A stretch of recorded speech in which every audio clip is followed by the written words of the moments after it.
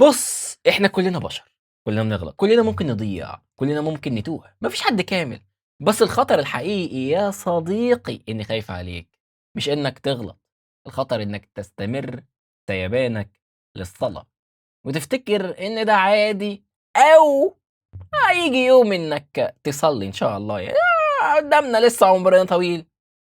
لا تأمن، لا تأمن، اوعى تفتكر إن ده عادي.